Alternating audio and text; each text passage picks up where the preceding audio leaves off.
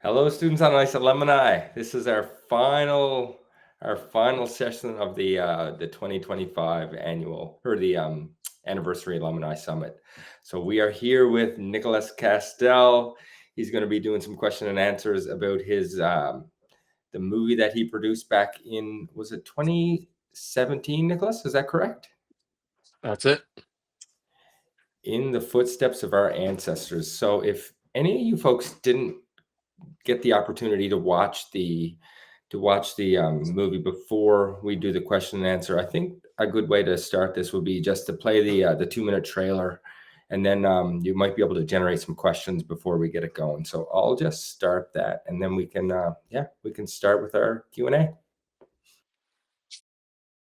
In the mountains where I come from, my ancestors have been walking in tandem with nature since time immemorial. What's now called the Canal Trail historically was a trading route that the mountain Dene used. The United States War Department would build a pipeline across the bush and rugged mountains, 600 miles to Whitehorse. That was the plan. And the Americans went sensibly to some of the elders who had traveled through there and said, look, can you show us the easiest way through? My mom's brother and his son, they broke the road for them. So my granny told me a lot of stories about the mountains. I was 14 years old and she sat down with me and she said, you should walk into the mountains. Initially we thought walk the whole trail and hey, it's done. Before we'd even finished, we realized we got to keep doing this because there's other young people who want to be out there. And boom, this program was developed. The Canal Trail Youth Leadership hike, walking in the footsteps of our ancestors. And I always tell the hikers, many are called, but few are chosen. And for that reason, the mountains choose you, the land chooses you. It was my first time in the mountains. I was there where my ancestors stood. My dad started this thing when I was 3. Sooner or later he's not going to be able to walk this anymore, and I just want to keep walking with him while I still can. And they said it was such a hard hike, I'm never going to come back. But I came back, keep a positive attitude, and everything will go well.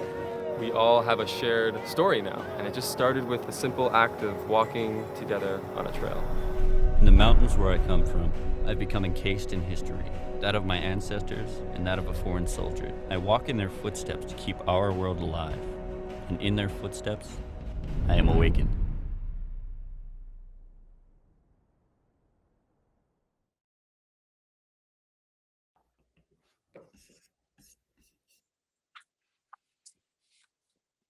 Woo!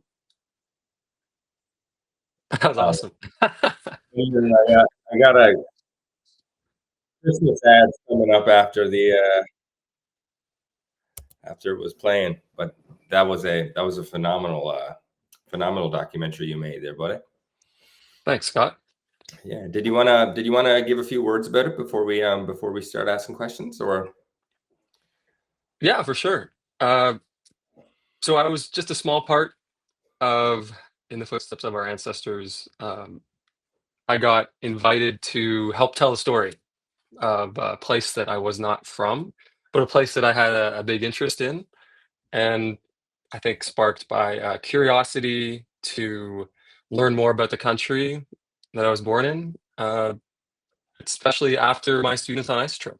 So getting to so I traveled on Students on Ice in 2016. I was like 21, I think, 21 years old, and really just had my world cracked open, having not learned a lot about the history of Canada, like I guess in my schooling at the time. I mean, this getting to see the North, getting to meet people from all different backgrounds and cultures, like just was so inspiring to me. And coming off of that trip in 2016, late 2016, early 2017, I linked up with another fellow Students on Ice alumni, Aaron Drage, and we wanted to learn more about other parts of Canada, and found our way up to the Northwest Territories through some connections at Parks Canada that we had, and while we were there, we just got talking to people in small town Toledo and Norman Wells and in Yellowknife, and through word of mouth, it was made obvious that we were in town. These filmmakers, these researchers, these kids from the South, quite frankly, who wanted to learn more about the natural spaces that were up north, and yeah, got invited to help tell a story about a pretty unique piece of Canadian, Indigenous, American history that's just been left sort of. It's just been hidden, left in the middle of the mountains to sort of fade away into memory. But up there, it's still a really big part of their culture, is the Shúhtagot'ı and the Dene and Satu Dene Métis culture, is this trail system that goes through the mountains. And I thought it was so cool. I think both Aaron and I found it so interesting that here was another example of cross-cultural collaboration and community building in nature, very much like Students on Ice, getting to walk on the land with people from all different backgrounds and to come together. And I think it's these outdoor experiences, and that, like hiking and camping and canoeing and going on expeditions, that really teach you a lot about yourself and about the land, because it's hard. And I think that really comes out in the film, like all the different things that we learned as a team. And I think it was just like in the spirit of Students on Ice came this like desire to see and to walk on the earth in this way. And it was, yeah, just kind of came out naturally, I think, at the time, because I was just like so buzzing with my expedition that had just happened in 2016. And here you go. Now the film, that was 2019, we launched it, and it still continues to play in the north on local TV and in film festivals here and there. And Norman Yakalaya, the leader of the hike, still shows it and still runs the hike every year. So it's cool to be a little part of the story. Yeah, pal. Like like I don't think there was not one thought when I was watching the film that it's like, wow, this was an easy hike. Like you guys really you went through some tough ways there, yeah, crossing rivers, and yeah, the weather was a little bit unpredictable as well. Yeah. Well, Norman said it so beautifully. This is no walk in the park, and I don't think the really meaningful things in life are walks in the park. You gotta go through the thick of it. So.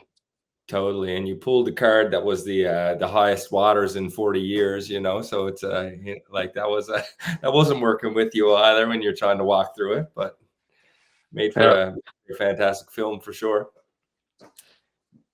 Thank you. Now, do we have any questions coming up? There we go. How much did the tree sap traditional medicine hurt at first? I guess that's when you cut your hand, hey? Yeah, that was cool. Getting the spruce gum melted and put on the bandage and then put on my hand. Yeah, it hurt a lot, but it was like this sting and then this like warmth, and then I left it on my hand for 3 days after. And regrettably I didn't. Norman always bugs me. He's like, "Where's the follow-up film, Nick? We gotta show the hand. It healed, right? Like the Dene medicine, it works." But it healed. It worked, and it wasn't so bad at the time. I mean, that day was such a beautiful day. It was like sun was shining finally. We had some warm food, and the drone miraculously works. Like it's so hilarious. It's so perfect, right? And there we were, like sharing. Edward was sharing that medicine with me. It was super cool. What was my biggest takeaway from making this film? It's a great question.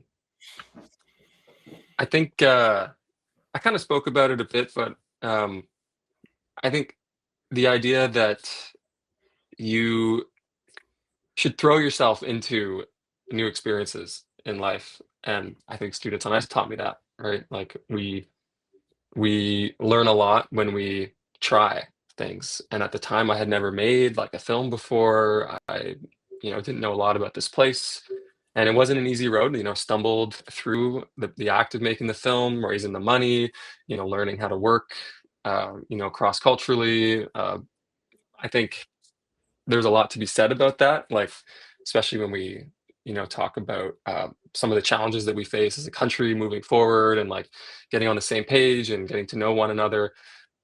I think it's important to throw yourself into new situations and try. And I think it's in that messy in between where you really grow as a person.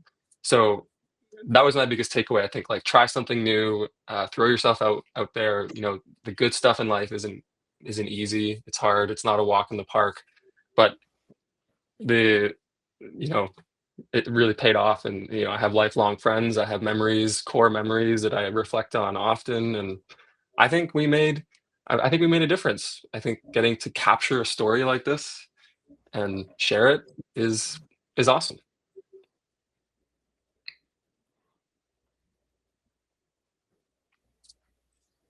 What was the most challenging element about filming?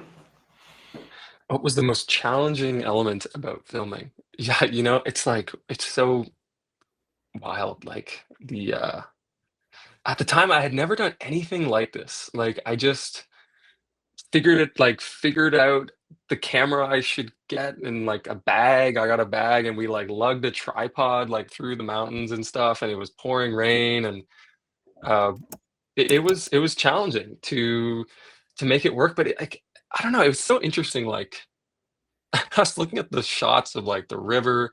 um People were like, we're walking through the river in like hiking boots. Like, of course our feet are soaking wet. It's pouring rain, we're cold. And yet none of that, like, I remember. I don't remember the really, really hard stuff. It kind of fades away, and all the really positive moments are what stick. It's, like, so funny how your brain kind of selectively remembers stuff. And I don't know, maybe that's different for me or different for others. Like, I think the positive stuff really holds true. Like, earlier I did say that the good stuff in life is hard, and I think it was hard to push through it and to like find that place in yourself where you have to push through and like you put one step in front of the other. I think that's what like Norman always was reiterating to us, was it's just one step in front of the other and we're going to get there eventually. So I think it's that, like, keeping yourself, and Aaron talks about it too in the film. There's the physical elements, but there's a lot of the mental stuff as well. I think after I busted my hand and my drone was, it's like, is this going to work?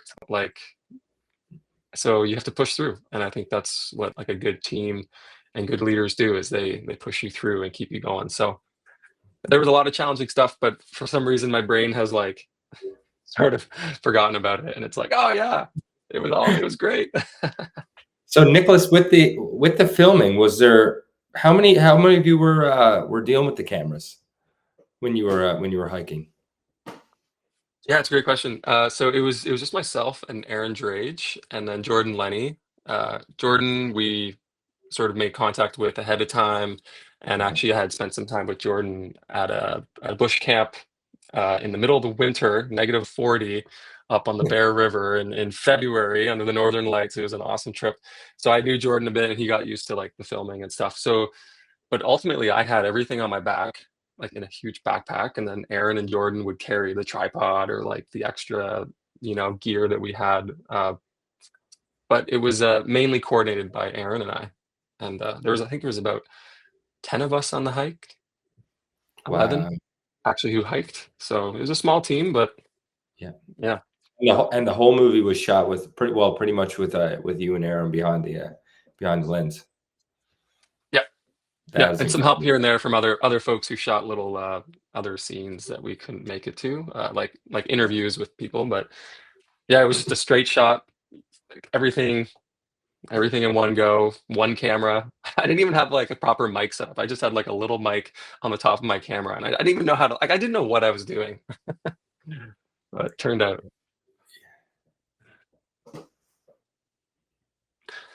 Were you surprised by how? Oh yeah. Oh, I was going Do to you say, wanna were read you surprised by how the setbacks that happen become opportunities to experience the sharing of traditional knowledge and healing? Was I surprised about that? I mean, yeah, I think life is always coming at you from left field, right? So like you kind of just have to be open to all of that. I think I had an inkling, like an idea that I was going into pretty sacred land, and I was traveling with people who were born on the land, who know this place really well, and who live off of the land. And so I think I knew that there would be teachings out there that I would be a part of. but I didn't know what, right? And that's the beauty of adventure. You just don't know. So, oh, sorry, yeah. How did you track down the old canal footage? Yeah, watching back, it is so cool. Some of that stuff. Jean Michel was an old French photographer or filmmaker who kind of like similar to us, just went up north at one point and brought a camera back when that wasn't really a thing. And he that footage was from a journey that he did where he traveled with a Dene family up into the mountains for one summer, where they crafted a moose skin boat, and then which is a massive canoe made out of 12 moose hides. So a massive canoe which they would build up in the mountains after they've done a whole summer of trapping and hunting and collecting, medicines, and they would craft the boat and then sail it like down the river back to town, like on the Mackenzie River. And so this filmmaker followed this Dene family along this journey, and just got all this amazing footage, some of the earliest footage of the area. But aside from that film, which is all the moving images in the film, aside from the World War II like Pearl Harbor explosion shot, which was I found on like a stock footage. I mean, there's so much footage of World War II. A lot of it was in the archives, in the Canadian archives, like in Ottawa. Yeah. And you just kind of learn how to search the archives and how to keyword and how to find stuff. And I think I learned a stat the other day that's like half of all archives at the Canadian archives are digitized, which means that there's this other half that you don't see unless you go in and start like pulling open books and photo albums. And that's what I did one day, is I went in there and started just opening up stuff and filming. And it was a really cool day. I still remember that day. And I highly recommend anyone to just do that, like out of interest. Just go in there and start digging around. There's a lot of really cool stuff. Wow. Hi, Nick. Disconnection from nature seems to be a situation arising from intense tech usage. I was wondering what were the impacts after your group's experience in nature away from the city life, with new learnings or mindset changes? Yeah, that's a great question. I think it's just, I think this is like I feel this way often, whether or not it was from this specific experience, but it's the little things that you appreciate. It's just the warmth of the fire, right? It's the quiet, of being out in a place that doesn't have all this sound. It's just, not feeling like you need to be somewhere all the time. I think these are, my experiences generally when I take time to get outside. And I think definitely after that trip, and similar to when when you go on Students on Ice, there's that post-expedition blues that we always talk about, right? When you kind of are thrusted back into reality and have to reconcile with your life as it was, because it's different than it is out there. So, I think trips like these just make me appreciate the little things, which are good to carry in your everyday life.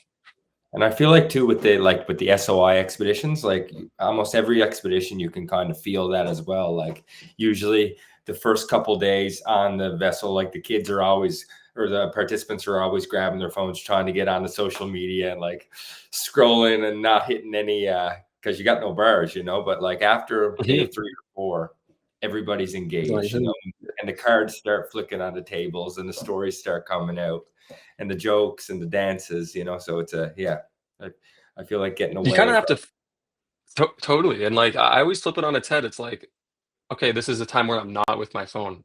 No, this is the very few times that you're not with your phone in your life. Like, it should be cherished as like an opportunity to like not be with it, right? Because you're always with it. Like, that's the standard. So this is special. So take advantage of it. Especially when you're in a place where there's like no service, like there's literally no reason to just like be on the phone. Like, just take it. It's such a cool opportunity. Totally, buddy.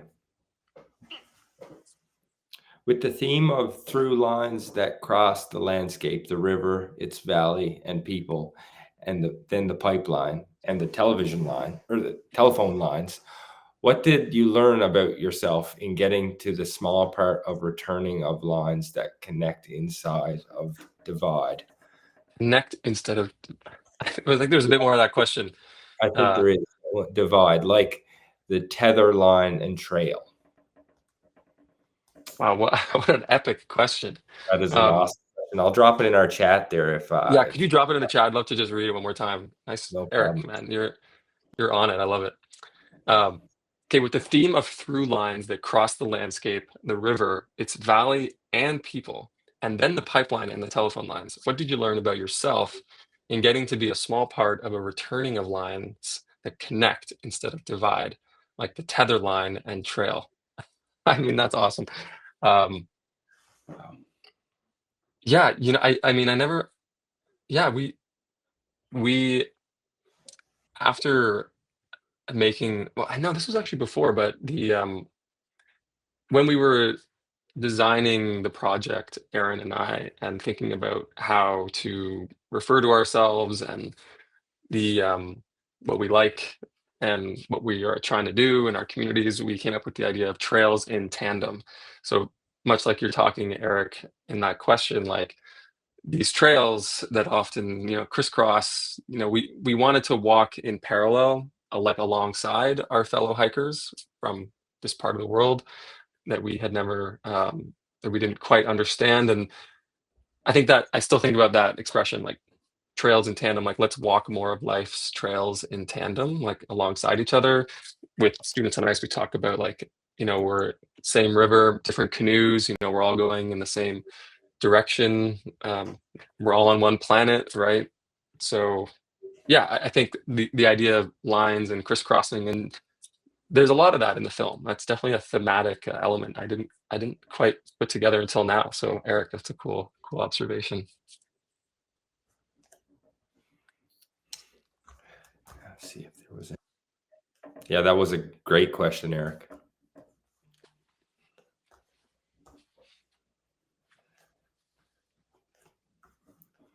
How are we doing with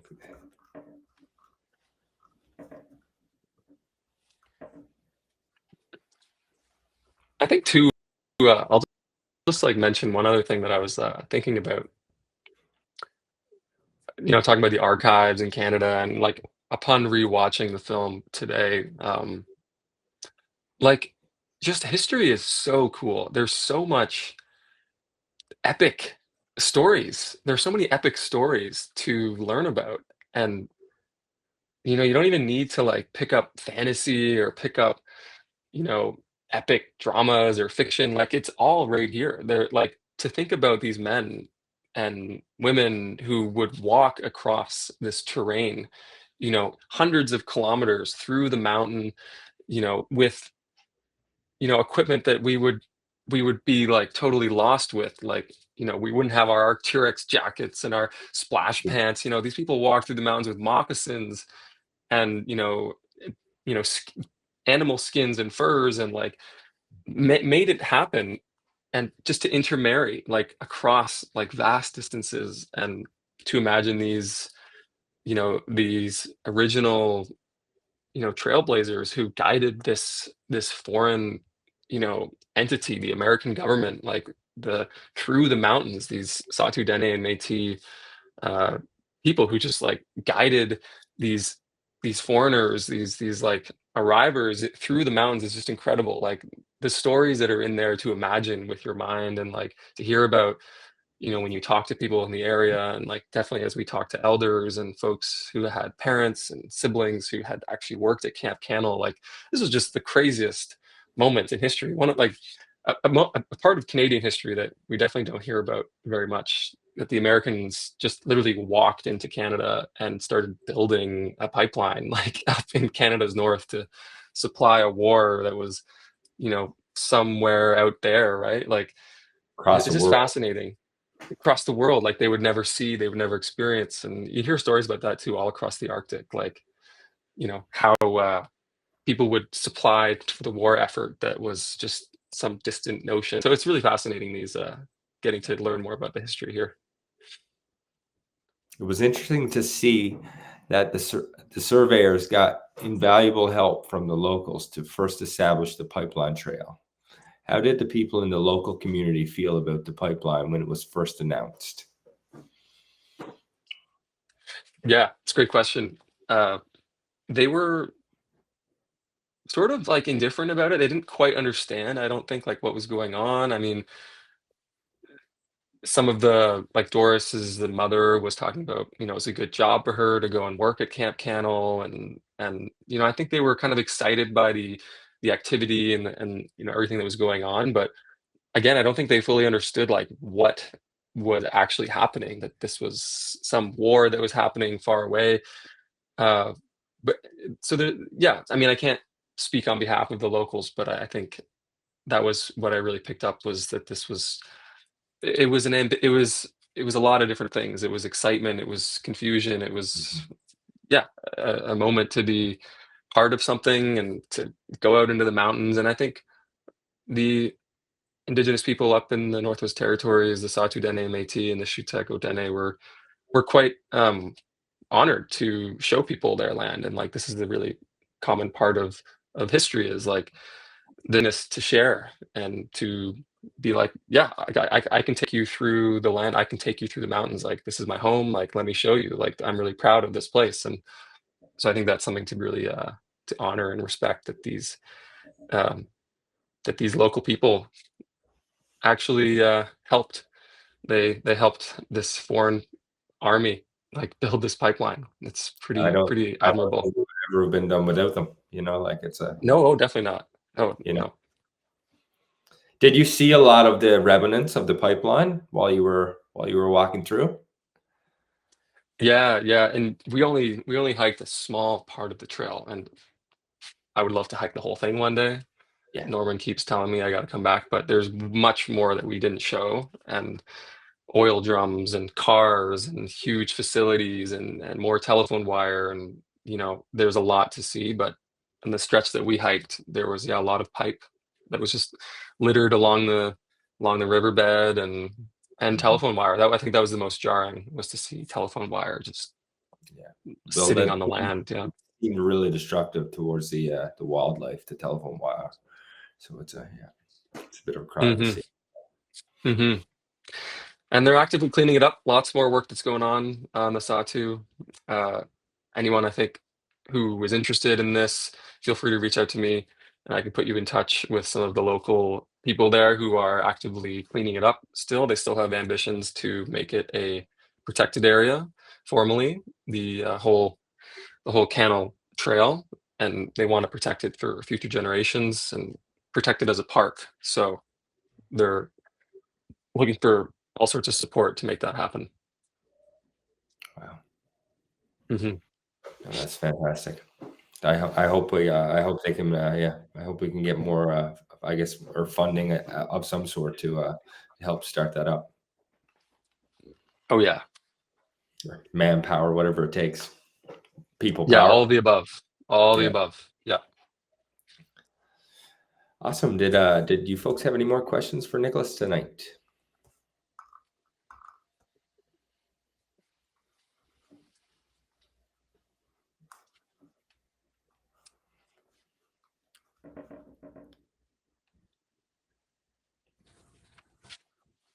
I think if that's it, I'll leave with one thing, and one thing that really resonates with me too, and even watching in that trailer, is that the land chooses you. Norman said it so beautifully.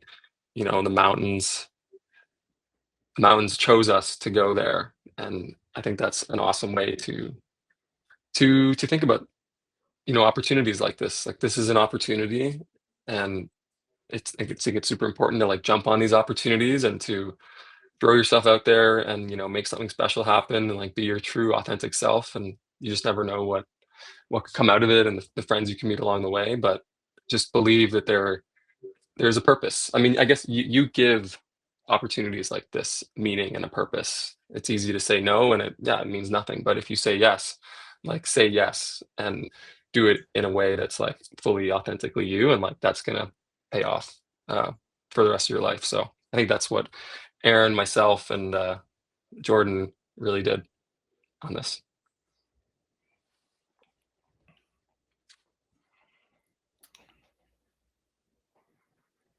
Oh, thanks everyone. I appreciate it. Much love, Students on Ice fam. Great to be part of this summit. Yeah, Nicholas, this was an awesome Q&A, man. Thank you so much for your time tonight. Yeah, thank you, Scott. No problem. No problem. And thank you all the alumni for coming out this evening, asking those awesome questions. And yeah, we appreciate you all. We look forward to touching base soon, and have a lovely rest of your Friday, and we'll see you soon. Take care.